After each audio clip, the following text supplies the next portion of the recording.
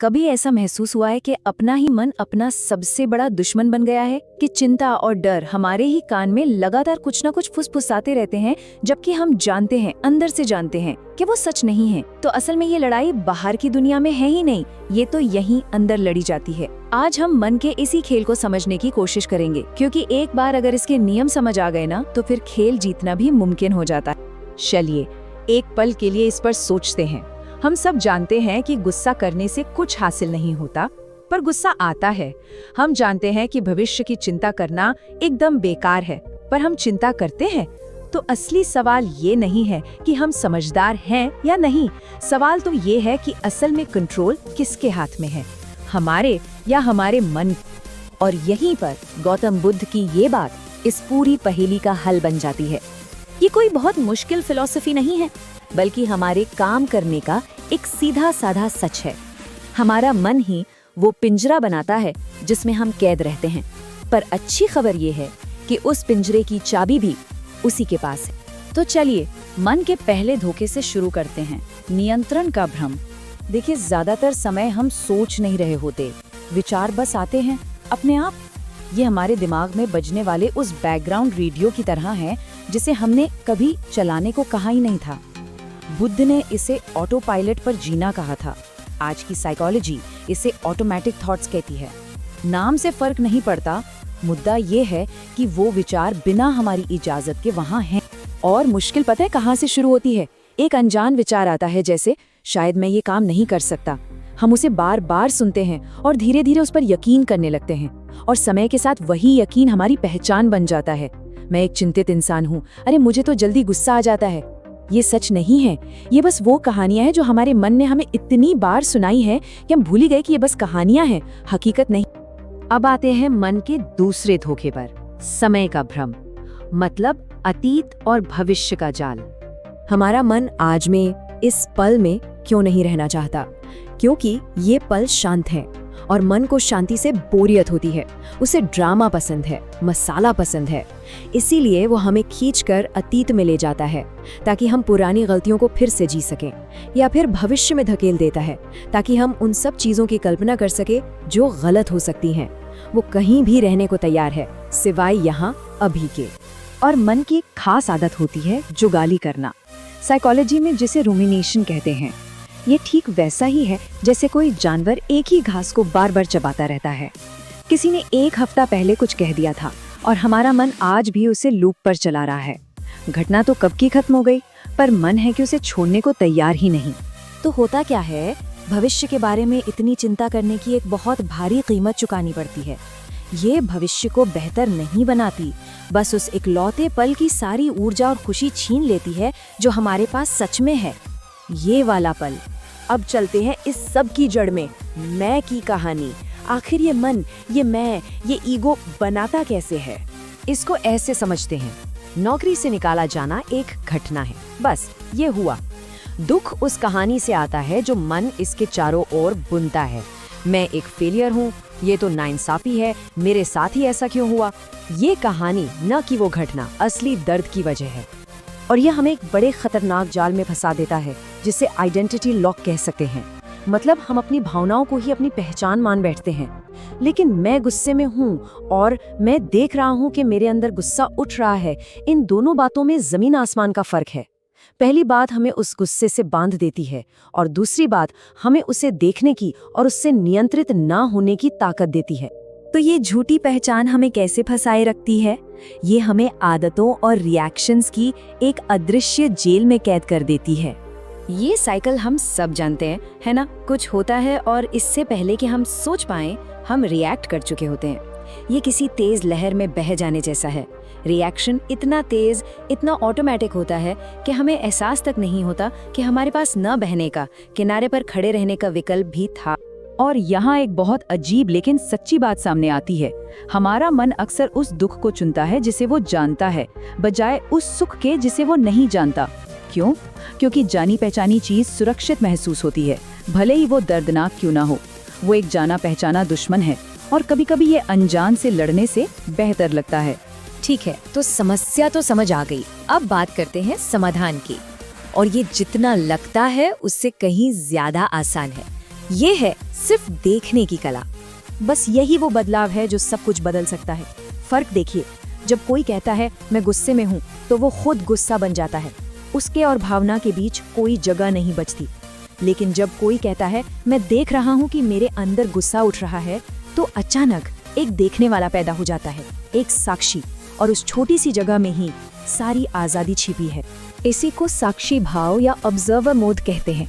इसका मतलब अपने विचारों से लड़ना या उन्हें भगाना नहीं है।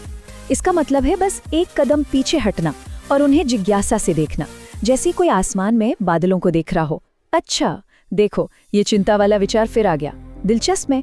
तो एक बात साफ कर लेते हैं, लक्ष्य दिमाग को खाली करना नहीं है, वो तो लगभग नामुमकिन है। लक्ष्य ये समझना है कि मन जो कुछ भी कहता है उस पर यकीन करना जरूरी नहीं है। विचार तो बस गुजरते हुए बादल हैं।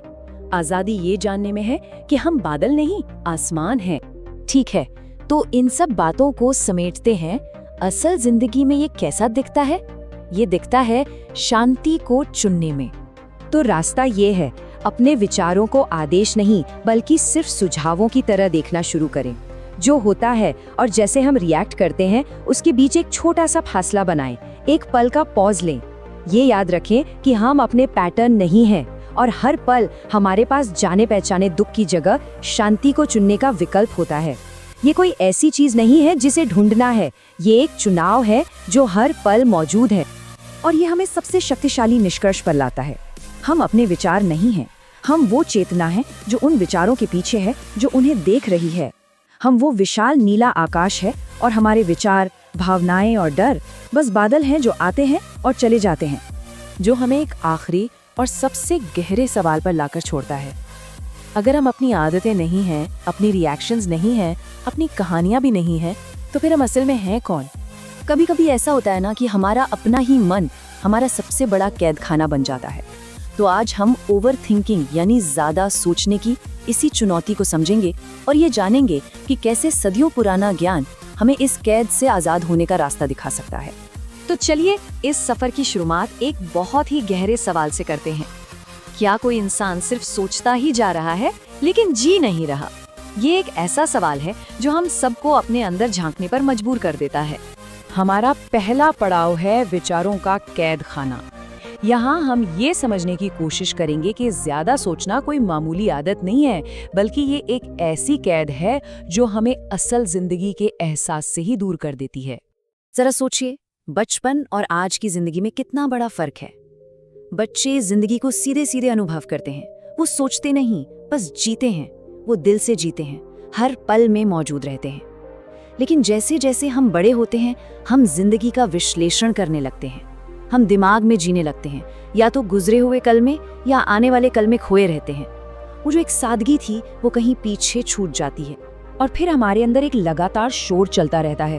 क्या मैं ठीक हूँ? कल क्या हो जाएगा? लोग मेरे बारे में क्या सोचेंगे? मैंने ऐसा क्यों कह दिया? मुझे इतनी चिंता क्यों हो रही है?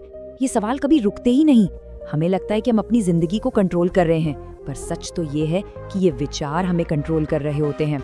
और यही बात हमें एक बहुत ही कड़वी लेकिन सच्ची हकीकत पर लाकर खड़ा कर देती है। सच्चाई ये है कि आपके विचार आपको नियंत्रित कर रहे हैं। आप अपने ही मन के गुलाम बन गए हैं। ये दिखाता है कि विचारों के साथ हमारा रिश्ता कितना उल्टा हो चुका है। तो सवाल ये है कि इन विचारों के पीछे की असली वजह क्या है? आखिर ये कभी न खत्म होने वाला सोचने का पहिया चलता क्यों रहता है?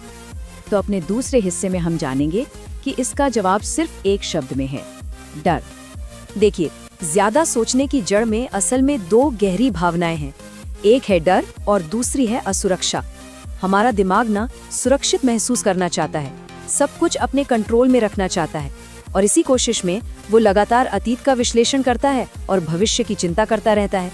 ये एक तरह का दिमागी डिफेंस मैकेनिज्म है। और ये डर भी कई तरह के होते हैं, जैसे असफल होने का डर, या कुछ छूट जाने का डर, लोग क्या कहेंगे इसका डर, कहीं कोई गलत फैसला ना ले लिया जाए इसका डर, और सबसे बड़ा एक अनजाने भविष्य का डर। ये सभी डर हमारे विचारों को लगातार हवा देते रहते हैं। एक साधु और एक परेशान युवक की कहानी इस बात को बहुत अच्छे से समझाती है। जब युवक से पूछा गया कि क्या उसकी चिंताएं अभी सच में हो रही हैं, तो उसने कहा, नहीं, ये सब तो बस मेरी सोच में है। तब साधु ने उसे समझाया कि इसका मतलब वो दुखी नहीं है, वो बस सोचने की बीमारी में फंसा हुआ है। इससे ये साफ होता है कि हमारा दुख अक्सर हकीकत में नहीं बल्कि हमारी सोच में होता है। तो क्या इस बीमारी का कोई इलाज है? बिल्कुल है, और यही हम आते हैं इस विश्लेषण के सबसे अहम मोड़ पर, बुद्ध का नजरिया, साक्षी भाव। साक्षी भाव, इसका मतलब क्या है? इसका सीधा सा मतलब है बिना किसी जजमेंट के बस एक गवाह की तरह देखना। ये एक ऐसी अवस्था है जहाँ कोई इंसान अपने मन की हलचल से एक कदम पीछे हट जाता है और बस अपने विचारों, अपनी भावनाओं को आते जाते देखता है, उनमें उलझे बिना। बुद्ध की एक छोटी सी शिक्षा है जो पूरी फिलॉसफी को बस एक लाइन में बता देती है, मन को देखो, उसमें खो मत जाओ। बस देखना है, डूबना नहीं है। इसको समझने के लिए एक नदी का उदाहरण लेते हैं। सोचिए, जब हम विचारों में खोए होते हैं तो हम उस नदी में बह रहे होते हैं, उसकी लहरों के साथ घसीटे चले जाते हैं। लेकिन साक्षी बनने का मतलब है नदी के किनारे पर खड़े होकर बस उस बहाव को देखना, ये समझना कि विचार मुझसे अलग हैं और फिर जो भी जवाब देना है वो जागरूकता के साथ देना। तो चलिए अब सिर्फ बातों से आगे बढ़कर ये देखते हैं कि इसे असल जिंदगी में कैसे उतारा जाए। कुछ बहुत ही आसान और असरदार तकनीकों को देखते हैं जिनसे इस साक्षी भाव को अपनी जिंदगी का हिस्सा बनाया जा सकता है। बुद्ध ने एक बहुत ही सरल विधि बताई है, आनापानसति, यानी अपनी आती जाती सांस पर ध्यान देना। बस एक शांत जगह पर बैठना है, आंखें बंद करनी है और अपनी सांस को महसूस करना है, जैसी भी वो चल रही है। उसे बदलने की या कंट्रोल करने की कोई कोशिश नहीं करनी। और जब भी मन में कोई विचार आए तो उसे बस देखना है और धीरे से अपना ध्यान वापस सांस पर ले आना है। याद रखिए, लक्ष्य विचारों को रोकना नहीं है बल्कि उनमें खो जाने से बचना है। और यहाँ एक ऐसा वाक्य है जो सच में विचारों की इस जेल का ताला खोल सकता है, मैं विचार नहीं हूँ, मैं वो चेतना हूँ जो विचार को देख रही है। जिस पल कोई इंसान इस बात को गहराई से महसूस कर लेता है वो उस जाल को काट देता है। इसे रोजमर्रा की जिंदगी में कैसे इस्तेमाल करें? बहुत आसान है। अपनी अंदर की भाषा को थोड़ा सा बदल दीजिए। जैसे मुझे गुस्सा आ रहा है कहने के बजाय ये सोचिए कि मेरे अंदर गुस्से का एक विचार है और मैं उसे देख रहा हूँ। ये छोटा सा बदलाव आपको अपनी भावनाओं से एक जरूरी दूरी बनाने में मदद करता है। और अब हम पहुँचते हैं अपने आखिरी पड़ाव पर, सोचना नहीं, अब जीना है। यहाँ हम देखेंगे कि इस प्रैक्टिस को अपने रोज के जीवन का हिस्सा कैसे बनाया जाए ताकि हर पल को पूरी तरह से जिया जा सके। इसके लिए एक बहुत ही सरल लेकिन गहरा सवाल है जिसे हर रोज खुद से पूछा जा सकता है, खासकर सुबह उठते ही। इस वक्त मैं कहाँ हूँ? कोशिश करें कि हर दिन के पहले 5 मिनट सिर्फ इस सवाल को दें। इससे पहले कि मन यहाँ वहाँ भटकना शुरू करे, अपनी चेतना को, अपनी जागरूकता को वर्तमान पल में टिका लिया जाए।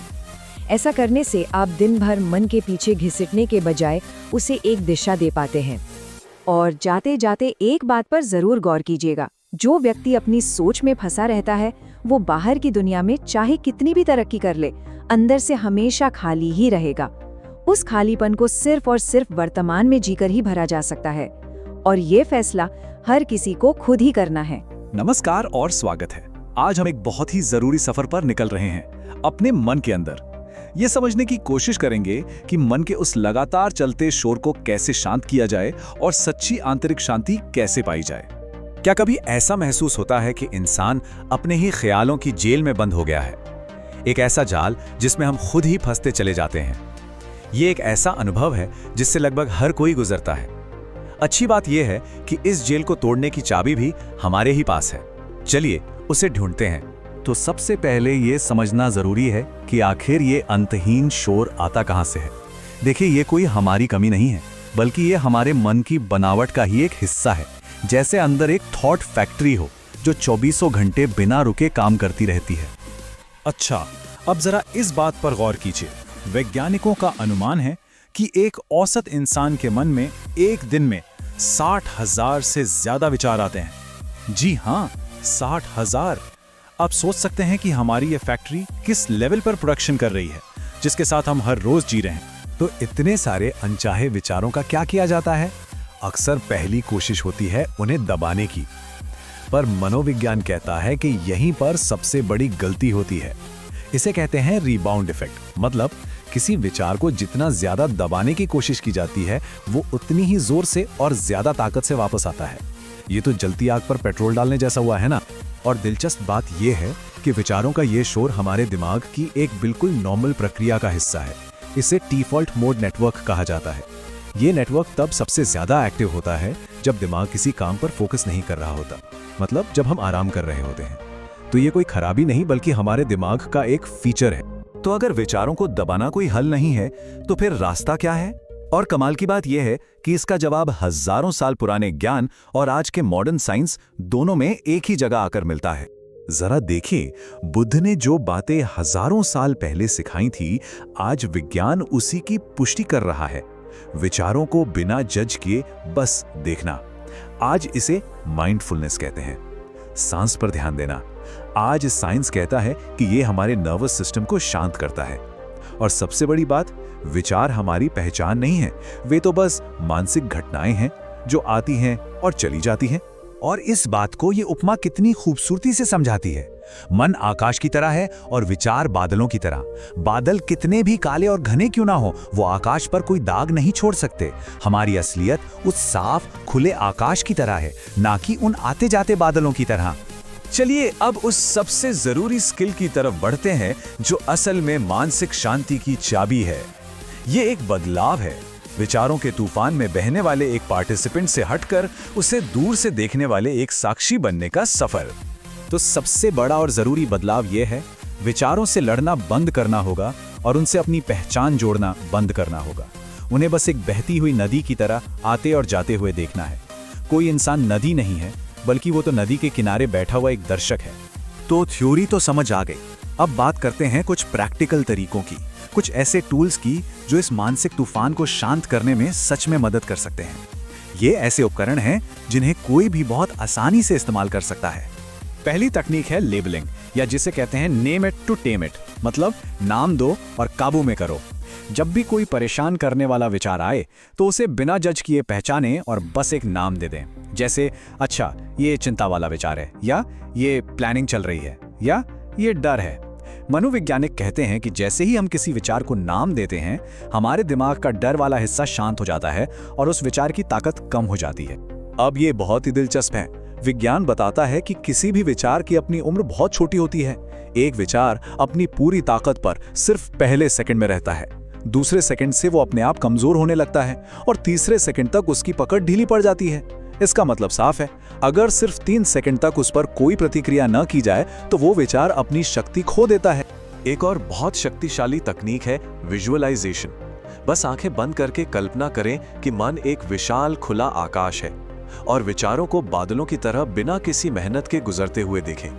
हर सांस के साथ शांति और स्पष्टता अंदर ले और हर सांस छोड़ते हुए सारी नेगेटिविटी और तनाव को काले धुएं की तरह बाहर निकाल दे। रिसर्च बताती है कि ये अभ्यास शांति के लिए दिमाग में नए रास्ते बना सकता है। देखिए, हमारी आंतरिक शांति सिर्फ अंदर की तकनीकों पर ही नहीं, बल्कि हमारे बाहरी माहौल पर भी बहुत निर्भर करती है। तो चलिए देखते हैं कि अपने मानसिक वातावरण को कैसे साफ सुथरा रखा जाए।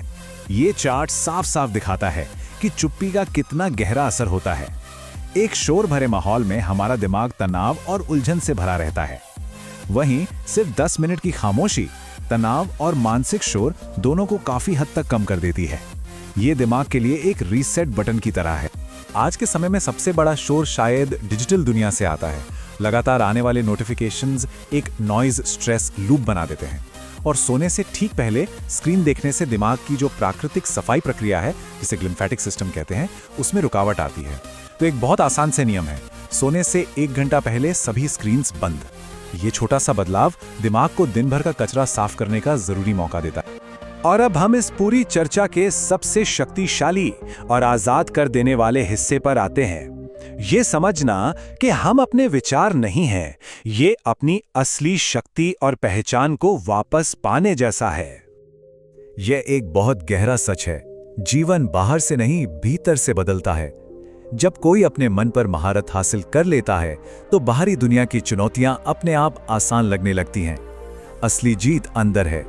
तो सबसे महत्वपूर्ण बात यह है कि हमारे मन की क्वालिटी ही हमारे जीवन की क्वालिटी तय करती है। एक साफ मन एक स्पष्ट जीवन की ओर ले जाता है और एक उलझा हुआ मन एक उलझे हुए जीवन की ओर। अच्छी बात यह है कि यह चुनाव करने की शक्ति हम सबके पास है। तो अब सवाल ये उठता है कि मन का मालिक बनने की इस यात्रा में पहला कदम क्या होना चाहिए? क्या वो 3 सेकंड का ठहराव होगा, 10 मिनट की चुप्पी, या सिर्फ विचारों को बादल की तरह देखने का अभ्यास? ये सफर आज से और अभी से शुरू होता है। सोचिए, एक मजबूत से मजबूत किला वो बाहर के हमलों से नहीं टूटता, वो टूटता है अंदर की गद्दारी से। ठीक ऐसा ही कुछ हमारे घर के साथ भी होता है। हमारा घर सिर्फ ईंट और पत्थर का एक ढांचा नहीं है, ये एक ऐसी जगह है जहां शांति और सुकून बसता है। और इस शांति को सबसे बड़ा खतरा बाहर से नहीं बल्कि घर के भीतर मौजूद कुछ लोगों से ही होता है। महात्मा बुद्ध का ये एक वाक्य, बस एक वाक्य ही इस पूरी बात की गहराई समझाने के लिए काफी है। सोचिए, सिर्फ एक इंसान और उसकी नेगेटिव एनर्जी पूरे घर की खुशियों को ना दीमक की तरह अंदर ही अंदर खा सकती है। आज हम इसी कड़वे सच की तह तक जाएंगे। तो आज हम इस पूरे विषय को 5 हिस्सों में समझेंगे। सबसे पहले देखेंगे कि घर की नींव को असल में खतरा होता क्या है। फिर हम उन 4 तरह के लोगों को पहचानेंगे जो इस नींव को कमजोर करते हैं। पहले क्रोधी, फिर अहंकारी और कपटी, और हाँ, आलसी और व्यसनी लोग भी। और सबसे आखिर में सबसे जरूरी बात, बुद्ध ने इससे बचने का, अपनी सुरक्षा का क्या रास्ता बताया है। देखिए, जब हम घर बोलते हैं ना, तो मतलब सिर्फ 4 दीवारों से नहीं होता। घर तो वो जगह है जहां हम दिन भर की भागदौड़ के बाद सुकून की सांस लेते हैं, जहां हमारा मन शांत होता है ना? पर कुछ लोग अपनी आदतों से, अपनी वाइब से इसी सुकून को धीरे धीरे खत्म कर देते हैं और घर को घर नहीं, एक जंग का मैदान बना देते हैं। तो चलिए बात करते हैं सबसे पहले और शायद सबसे विनाशकारी इंसान की, जो क्रोधी है। बुद्ध ने गुस्से की तुलना एक जलते हुए अंगारे से की थी। उन्होंने कहा कि ये एक ऐसा अंगारा है जिसे कोई इंसान दूसरे पर फेंकने के लिए हाथ में तो पकड़ता है, लेकिन फेंकने से पहले वो अंगारा सबसे ज्यादा उसी के हाथ को जलाता है।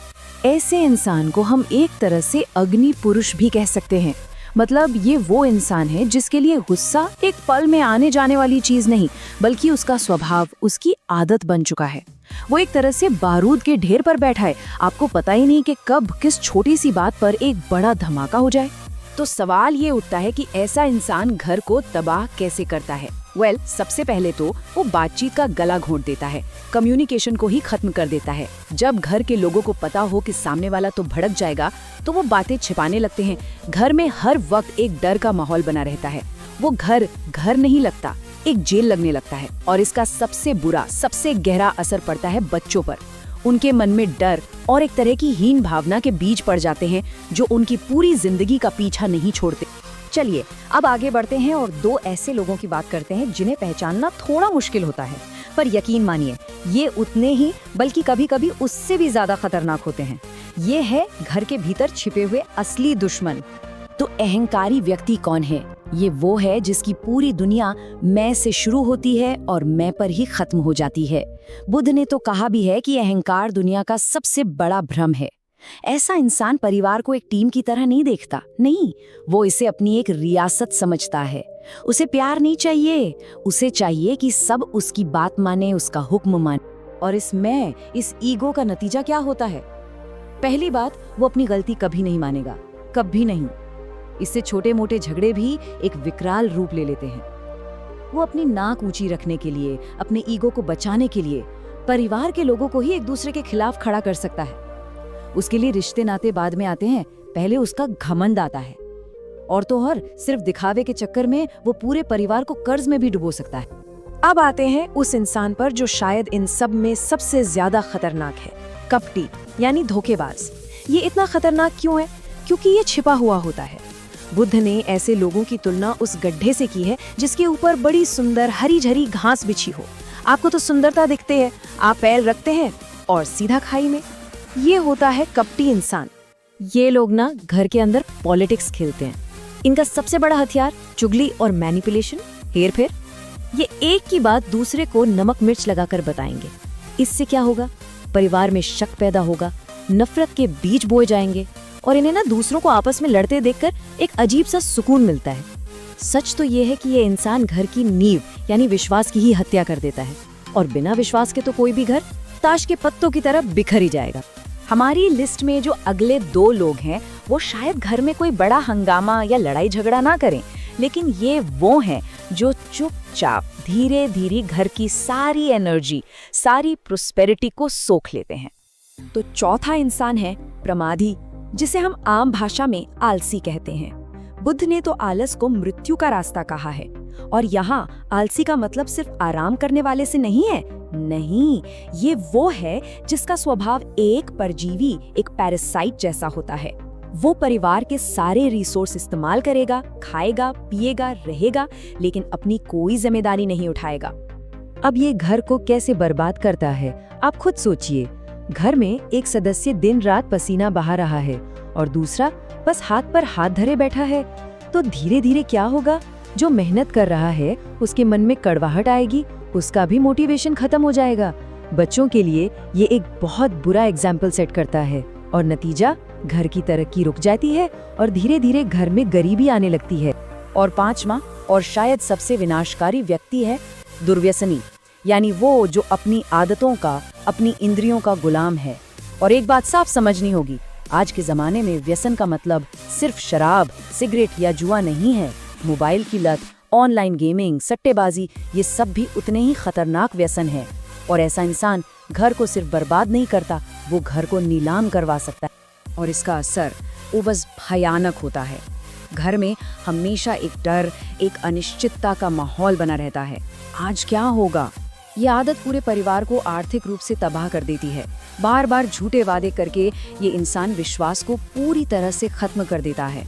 धीरे धीरे समाज भी ऐसे परिवार से किनारा कर लेता है, और ये इंसान अपने साथ साथ पूरे परिवार की इज्जत को मिट्टी में मिला देता है। तो अब सबसे बड़ा सवाल, इन सबका पता तो चल गया, पर करें क्या? तो देखिए, बुद्ध ना तो ये कहते हैं कि घर छोड़कर भाग जाओ, और ना ही ये कहते हैं कि चुपचाप ये सब सहते रहो। नहीं, वो हमें जागने का, विवेक से काम लेने का रास्ता दिखाते हैं।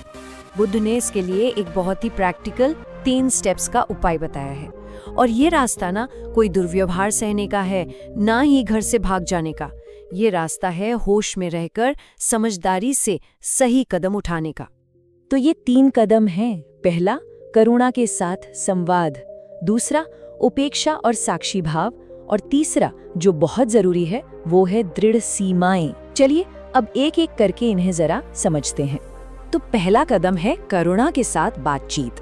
बुद्ध का एक बहुत गहरा संदेश है, नफरत को नफरत से नहीं, सिर्फ प्रेम से ही जीता जा सकता है। तो सामने वाले पर इल्जाम लगाने के बजाय उसे ये बताइए कि उसकी हरकतों से आपको कितनी तकलीफ होती है। जैसे ये कहने की जगह कि तुम शराबी हो, ये कहिए कि जब आप इस हालत में घर आते हैं तो हम सबको बहुत डर लगता है। देखिए, यहाँ आप हमला नहीं कर रहे, आप अपनी भावनाएं बता रहे हैं, फर्क है। और अगर बातचीत से भी बात ना बने तो दूसरा कदम है उपेक्षा, मतलब इमोशनली डिटैच हो जाना। इसका मतलब ये है कि आप उस ड्रामा के कैरेक्टर नहीं, ऑडियंस बन जाइए। जब कोई क्रोधी इंसान चिल्लाए तो आप रिएक्ट मत कीजिए। जब आप आग में घी डालना बंद कर देंगे तो आग अपने आप बुझने लगेगी। इससे सबसे बड़ा फायदा ये होगा कि आपकी मेंटल पीस, आपकी मानसिक शांति बची रहेगी। और अब तीसरा और सबसे जरूरी कदम, एक मजबूत बाउंड्री, एक लक्ष्मण रेखा खींचना। देखिए, करुणा का मतलब ये बिल्कुल नहीं है कि कोई आपका फायदा उठाए, आपका शोषण करे। आपको एक लाइन खींचनी ही होगी। जैसे आलसी इंसान को साफ साफ कह देना कि घर की सुविधाएं तभी मिलेंगी जब वो अपनी जिम्मेदारी उठाएगा। या फिर व्यसनी इंसान को ये बताना कि अगर वो नशा करके घर आया तो उसे घर के अंदर आने नहीं दिया जाएगा। जब तक आप उनकी गलतियों को छुपाते रहेंगे, उन्हें सहते रहेंगे, वो कभी नहीं सुधरेंगे। और अंत में बुद्ध का सबसे बड़ा, सबसे शक्तिशाली संदेश यही है, अप दीपो भव, यानी अपना दिया खुद बनो। दूसरों को बदलना शायद हमारे हाथ में ना हो, लेकिन खुद को बिखरने से बचाना, खुद को टूटने से बचाना, ये पूरी तरह हमारे हाथ में है। अपने मन को इतना मजबूत बना लीजिए कि बाहर का कोई भी तूफान आपके अंदर की लौ को बुझा ना सके। और जाते जाते एक बहुत गहरा सवाल खुद से पूछना भी बहुत जरूरी है कि एक बार आईने में देखकर ये सोचें, कहीं अनजाने में हम खुद तो इनमें से कोई एक नहीं बन रहे? कहीं हमारा गुस्सा, हमारा अहंकार या हमारा आलस्य किसी और की जिंदगी में, हमारे अपनों की जिंदगी में जहर तो नहीं घोल रहा, क्योंकि किसी भी सुधार